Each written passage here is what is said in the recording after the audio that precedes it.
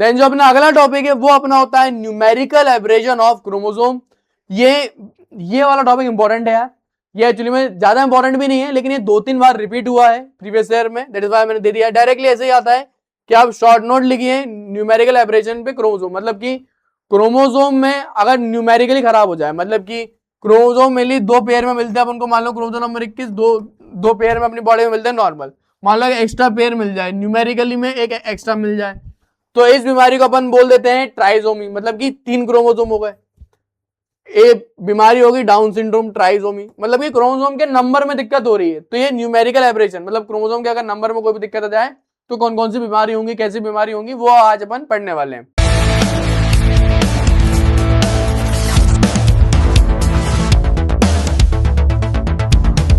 अगर आपको 30 दिन में एनाटॉमी खत्म करनी है तो आप जाइए मेरे ऐप पे जिसका नाम है जौहर एमबीबीएस, उसमें एक कोर्स मैंने बनाया है, आप जैसे चैंपियंस लोगे, चैंपियंस कोर्स का नाम है एनाटॉमी इन 30 डेज, जिसके अंदर आपको नोट्स मिलते हैं, जिसके अंदर आपको बुक की पीडीएफ मिलती है, एमसीक्यू मिलते हैं, सारी वीडियोस मिलती हैं।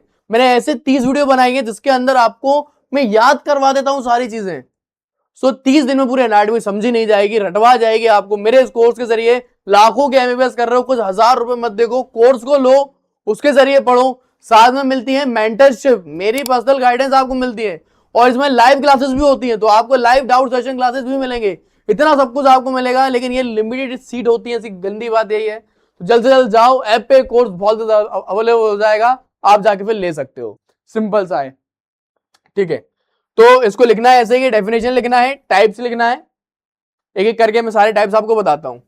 तो numerical aberrations or abnormalities in the number of chromosome, मतलब कि न्यूमेरिकल एवरेजन का मतलब क्या होता है, क्रोमोसोम के नंबर में एबनॉर्मलिटी हो गई है, या तो एक एक्स्ट्रा पेयर आ गया है क्रोमोसोम का, या एक क्रोमोसोम गायब हो गया है। नॉर्मल 2 क्रोमोसोम होने चाहिए, एक क्रोमोसोम आया ही नहीं, एक क्रोमोसोम गायब हो गया है, मतलब कि न्यूमेरिकल में दिक्कत क्रोमोसोम के नंबर में दिक्कत आ गई है due to error in cell division. अब ये होता क्यों है यार, इसका सबसे बड़ा मेन कारण है सेल डिवीजन में एरर के कारण। अब जब भी सेल डिवाइड करता है तो सेल डिवीजन के समय सबसे पहले क्या होता है, सेल का जेनेटिक मटेरियल सेपरेट होता है। अब वो जेनेटिक मटेरियल सेपरेट होते टाइम क्या हुआ, गलती से एक क्रोमोसोम एक्स्ट्रा चला गया एक सेल में, या एक क्रोमोसोम दूसरे सेल में आ ही नहीं पाया, तो सेल डिवीजन के समय दिक्कत होने के कारण आपको न्यूमेरिकल एवरेजन दिखते हैं, मेनली नॉन डिसजंक्शन के कारण। मतलब कि नॉन डिसजंक्शन का मतलब एक क्रोमोसोम गया ही नहीं दूसरी तरफ, दूसरे सेल में, है ना, एनाफेज लैक। अब एनाफेज के अंदर गलती हो रही है सेल डिवीजन में, या पॉलीप्लॉइडी, पॉलीप्लॉइडी मतलब कि 46 क्रोमोसोम है, तो क्या हुआ, अब जब भी सेल डिवाइड होता है तो सेल डिवाइड कैसे होता है, ये मान लो ये एक सेल है, अब सेल क्या करता है, अपने जेनेटिक मटेरियल के 2 कॉपी बनाता है। अब वो जब भी सेल डिवाइड होगा तो एक जेनेटिक मटेरियल दूसरे सेल में जाएगा, दूसरा जेनेटिक मटेरियल दूसरे सेल में जाएगा। अब यहां पे क्या हुआ, जब सेल डिवाइड कर रहा था तो सेल डिवीजन के समय जब एक क्रोमोसोम को दूसरी तरफ जाना था, वो एक क्रोमोसोम दूसरी तरफ गया ही नहीं भाई, और सेल ऐसे ही डिवाइड हो गया, मतलब कि एक एक्स्ट्रा पेयर ऑफ क्रोमोसोम और आ गया सेल में। अब पॉलीप्लॉइडी का मतलब होता है पूरे 46 के 46 क्रोमोसोम एक ही सेल के अंदर आ गए, तो सामने वाला आदमी में इतने सारे क्रोमोसोम आ गए, पॉलीप्लॉइडी हो गई। अब एक्स्ट्रा, अब तुम्हें ये बोलना चाहिए ना, अरे सर अच्छी बात है ना, एक्स्ट्रा क्रोमोसोम आ गए तो अच्छा काम करेगा और ज्यादा काम करेगा। तो याद रखना किसी भी चीज की अति होती है तो खराबी होती है। अगर एक्स्ट्रा क्रोमोसोम, अगर एक एक्स्ट्रा क्रोमोसोम भी अगर आपकी बॉडी के अंदर आ गया ना, तो आपकी बॉडी को वो दिमाग खराब करेगा बॉडी का। दे रिजल्ट इन लॉस और गेन इन क्रोमोसोम। कितनी बार क्या हो जाता है ना, या तो क्रोमोसोम लॉस कर जाएंगे या फिर हम एक्स्ट्रा क्रोमोसोम गेन कर जाएंगे, जिसके कारण जेनेटिक सिंड्रोम, जेनेटिक बीमारियां अपन को हो जाती हैं। अब टाइप्स में अपन देखें तो ये 2 प्रकार का होता है, एक होता है एन्यूप्लॉइडी। एन्यूप्लॉइडी के अंदर क्या होता है, सिर्फ एक क्रोमोसोम या तो एक्स्ट्रा आएगा या तो एक्स्ट्रा जाएगा, उसे बोलेंगे एन्यूप्लॉइडीज। और एक होता है पॉलीप्लॉइडी। पॉलीप्लॉइडी के अंदर क्या हुआ, पूरे 46 के 46 क्रोमोसोम एक्स्ट्रा आ गए सेल के अंदर। अब मेनली अपन देखते हैं एन्यूप्लॉइडी, पहले अपन देखते हैं, वो अपन देखते हैं भाई पहले एन्यूप्लॉइडी क्या होता है। What is meaning of aneuploidy. अब एन्यूप्लॉइडी के अंदर क्या होता है, गेन और लॉस ऑफ 1 और मोर इंडिविजुअल क्रोमोसोम। मतलब अपन ने एक क्रोमोसोम को या तो अपन एक्स्ट्रा ले आए, ये एक क्रोमोसोम एक्स्ट्रा चला गया, लॉस हो गया, गेन हो गया, extra chromosome. Usually arise from non disjunction during the meiosis. अब ये सारी चीज होगी सेल डिवीजन में। सेल डिवीजन में भी कहां पे हुई? माइटोसिस में नहीं, म्यूसिस में। उसमें भी नॉन डिसजंक्शन, मतलब कि क्रोमोसोम को सेपरेट होना था, वो सेपरेट नहीं हो पाया, एक ही तरफ चला गया। अब व्हाट इज मीनिंग ऑफ मोनोजोमी? मोनोजोमी का मतलब क्या होता है? मेनली क्रोमोसोम कितने होने चाहिए? 2 क्रोमोसोम होने चाहिए अपनी बॉडी में। अब अपनी बॉडी में 2 क्रोमोसोम नहीं है, सिर्फ एक ही क्रोमोसोम आया, दूसरा पेयर आया ही नहीं। मोनोजोमी, एक ही क्रोमोसोम है भाई। मोनो मतलब वन, सिंगल क्रोमोसोम यहाँ पे प्रेजेंट है। इसका बहुत प्यारा एग्जांपल है टर्नर सिंड्रोम। हमेशा याद रखना, एग्जांपल्स हमेशा आपको लिख के आने हैं।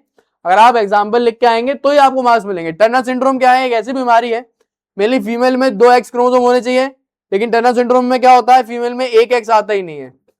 मेनली 46 क्रोमोसोम होने चाहिए, फीमेल में होते हैं 45 क्रोमोसोम। Turner syndrome. ट्राइजोमी क्या है? ट्राइजोमी के अंदर क्या हुआ है? एक एक्स्ट्रा पेयर आ गया क्रोमोसोम का भाई। ट्राई मतलब 3 क्रोमोसोम हो गए, मतलब कि एक नॉर्मल क्रोमोसोम नंबर 21 है, क्रोमोसोम नंबर 21 है, एक्स्ट्रा पेयर एक और आ गया क्रोमोसोम नंबर 21 का, जिसके कारण क्या हुआ? डाउन सिंड्रोम हो गया, एक्स्ट्रा पेयर आ गया क्रोमोसोम का। अगर क्रोमोसोम नंबर 18 आ जाए तो एडवर्ड सिंड्रोम हो जाता है। अगर क्रोमोसोम नंबर 13 एक्स्ट्रा कॉपी में आ जाए तो पडाउ सिंड्रोम आ जाता है। फिर टेट्राजोमी। टेट्राजोमी तो और भी खतरनाक भाई। मेनली 2 क्रोमोसोम होने चाहिए, सामने वाले बंदे में कितने? 2 और क्रोमोसोम आ जाते हैं, एक्स्ट्रा आ जाते हैं। एक्स्ट्रा कॉपी आ जाती है क्रोमोसोम की, बहुत ही रेयर केस में होता है। ठीक है। फिर व्हाट इज मीनिंग ऑफ नलिजोमी? नलिजोमी के अंदर क्या होता है? एक भी क्रोमोसोम नहीं आया। मेनली 2 क्रोमोसोम होते हैं, मान लीजिए क्रोमोसोम नंबर 21 ही नहीं आया, कोई सा क्रोमोसोम आया ही नहीं, एक भी क्रोमोसोम आया ही नहीं, इसके कारण बच्चा मर ही जाता है भाई, फीटल होता है ह्यूमंस में। अब what is meaning of polyploidy? Polyploidy का मतलब क्या होता है? पॉलीप्लॉइडी का मतलब ये होता है abnormal increase in the number of complete set of chromosome, मतलब कि पूरे डबल के डबल क्रोमोसोम आ गए, मतलब 23 प्लस 23 46, यहाँ पे एक और 23 आ जाता है, तो कितने हो जाते हैं? 69 क्रोमोसोम हो गई है। फिर टेट्राप्लॉइडी में एक और पेयर ऑफ क्रोमोसोम आ गया, तो टोटल 92 क्रोमोसोम हो गए। ये पॉलीप्लॉइडी चलती जा रही है भाई। अब इनके कॉज क्या है? ये न्यूमेरिकल एब्रेशन के कॉज क्या है? मेनली सेल डिवीजन के समय दिक्कत होने के कारण ये हो जाते हैं। जैसे कि इसका सबसे बड़ा कॉज है नॉन डिसजंक्शन। नॉन डिसजंक्शन का मतलब क्या है? फेलियर ऑफ होमोलोगस क्रोमोसोम और chromatid to separate during meiosis. Meiosis के समय जब एक सेल सेपरेट होना था, मतलब कि एक जब सेल सेपरेट होते हैं ना, जेनेटिक मटेरियल सेपरेट होता है, वो सेपरेट नहीं हो पाए, वो एक तरफ ही रह गए। Anaphase lag. अब एनाफेज के अंदर क्या हुआ? डिले। अब क्रोमोसोम मूवमेंट करते हैं, क्रोमोसोम की मूवमेंट नहीं हो पाई, एक क्रोमोसोम एक तरफ ही रह गया, दूसरा क्रोमोसोम एक तरफ ही ले गया।